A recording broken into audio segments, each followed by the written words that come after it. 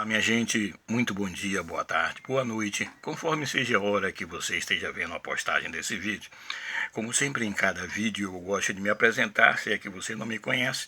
O meu nome é Jaime Viana e eu sou mais um entre os milhares a batalhar pela fé que uma vez foi dada aos santos, tá certo?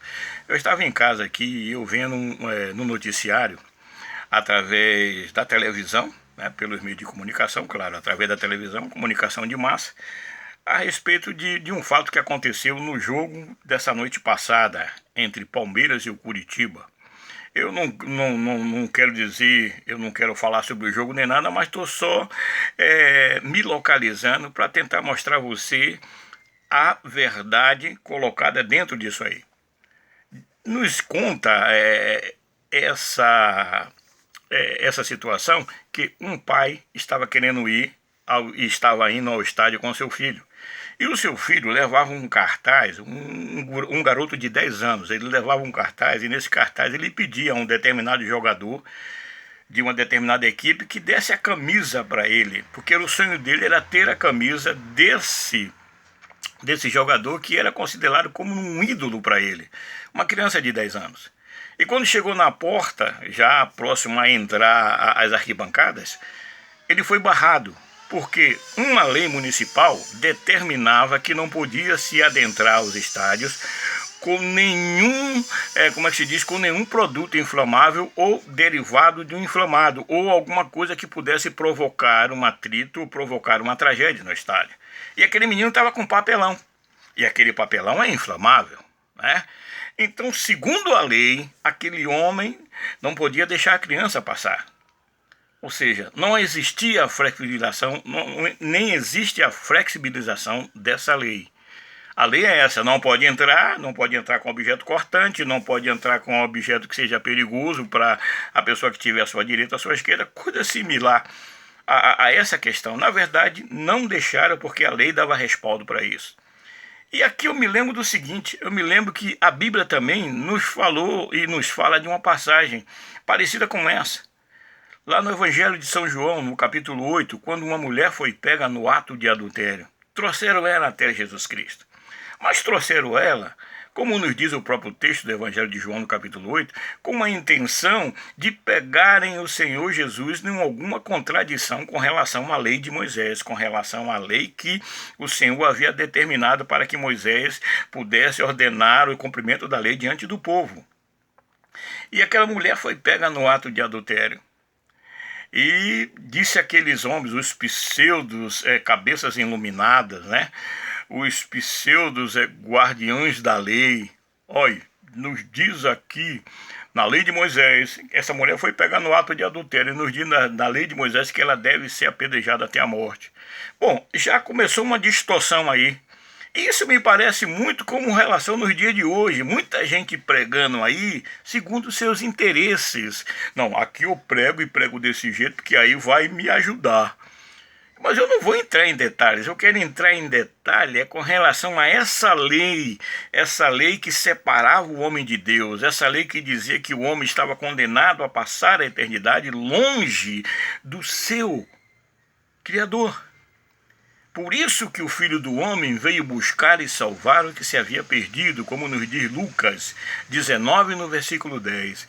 E esse é o Senhor Jesus Cristo, que veio em carne, que sofreu no meu e no seu lugar, que suportou a dura cruz e foi fiel até a morte e a morte de cruz, como nos diz o capítulo 2, lá da epístola do apóstolo Paulo aos Filipenses. Então imagina isso, né? Voltando agora àquela questão ainda dos próprios senhores guardiões da lei, dizendo para Jesus e afirmando categoricamente, segundo a lei de Moisés, ela tem que morrer. E o Senhor, o que é que o Senhor nos diz sobre isso? Jesus continuou escrevendo na areia. E como aqueles homens insistissem, Jesus levantou e disse o seguinte: aquele que não tem pecado, seja o primeiro que atire a pedra. E quando aqueles homens ouviram essa afirmação do Senhor Jesus, começaram a sair de um por um, desde os mais velhos até os mais novos, até que não ficou ninguém. Jesus novamente levanta a cabeça e pergunta para a mulher: mulher, cadê os teus acusadores? Ela disse: foram todos embora. E o Senhor fala, não nessa mesma linhagem, né? Não nessa sequência, mas o final da história é que o Senhor Jesus diz para ela: eu também não te condeno, vá e não peques mais.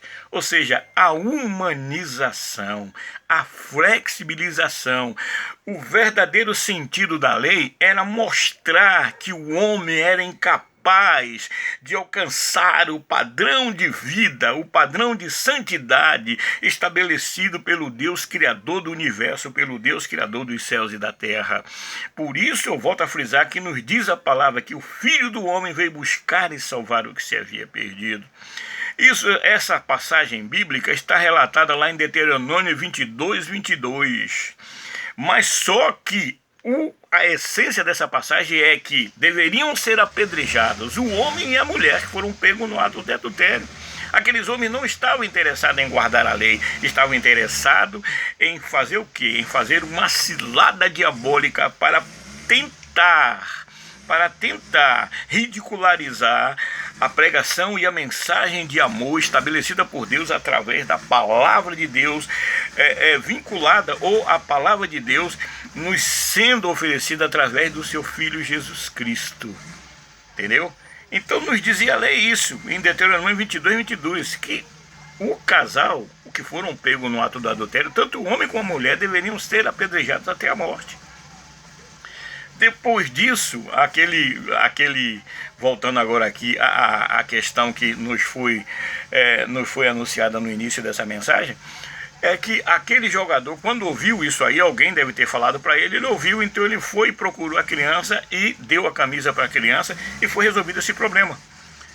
Depois do jogo, a questão de Jesus é muito mais importante para nós. Não importa o seu pecado, não importa a situação que você está vivendo, não importa a luta que você está passando, não importa o quanto você fez de errado, mas o sangue de Jesus Cristo ainda hoje nos purifica de todos os nossos pecados. Aleluia! Esse sangue que parece que foi esquecido, que é a arma do cristão. Certa vez eu ouvi alguém dizendo, um religioso falando, se for assim, então quer dizer que isso também é ladainha, vocês clamarem o sangue de Jesus. A Bíblia nos ensina no livro de Apocalipse que nós vencemos pelo poder que há no sangue do Cordeiro. E quem é o Cordeiro? O Cordeiro que tira o pecado do mundo, que ainda hoje nos é oferecido. É o Cordeiro de Deus, é o Senhor Jesus Cristo, é o Verbo feito carne, é o Elohim, é o Deus conosco, é o Senhor ressurreto, aquele que venceu a morte e pela sua morte nos entregou a vida eterna. Aleluia. Então, meu amigo, minha amiga, eu quero dizer para você que há esperança para a sua situação.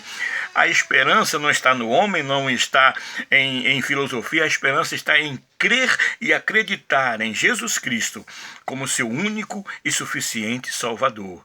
Porque se tu creres ainda hoje, em pleno século 21, você vai ver a glória de Deus se manifestar em você. Muito obrigado pela sua atenção, obrigado pela sua participação. Se possível for, que o barulho aqui está meio complicado, se possível for, compartilhe essa mensagem com mais alguém, tá? Mas não deixe de nos ajudar a anunciar o Evangelho de vida, que em Jesus Cristo, de vencido, nos tornamos mais do que vencedores. Amém? Fica na paz, que o resto a gente corre atrás em nome de Jesus. Amém. Até a próxima. Amém. Graças a Deus.